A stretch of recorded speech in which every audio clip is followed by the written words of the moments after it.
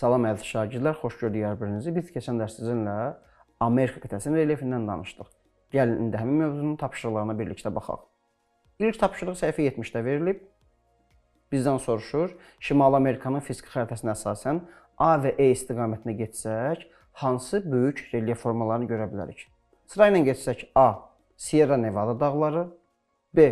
Colorado platosu, C. Böyük düzənliklər, D. Mərkəzi düzənliklər və E. Appalas dağlarına uyğun gəlir. Növbəti çalışma səhifə 70-də verilib, ikinci çalışmadır. Şimali Amerikanın fiziki xəritəsindən istifadə edərək cədvəli tamamlayın.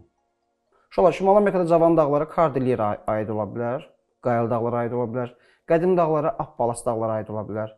Vulkanik dağlar çoxdur, nümunələr çox verə bilərsiniz. Orizaba, Şasta, Rainier, Taxamulko və s.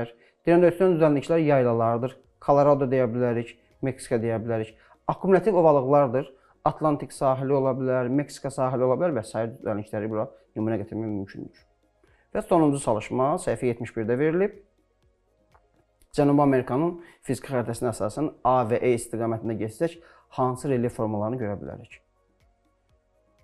A. Patagoniya yaylası Argentinada yerləşir. B. La Plata ovalığı, o da yerləşir Argentinada. C. Braziliya yaylası, Braziliyada yerləşir. D. Amazon ovalığı, Braziliyada yerləşir və E. Chimborazo vulkanı Ekvadorda yerləşir və qitənin ən hündür vulkanlarından biridir. Bugünkü tapşırıqlarınız daha bu qədər. Ümid edirəm mövzumuz effektiv oldu. Gələn dərslərdə görüşənə qədər sağ olun uşaqlar.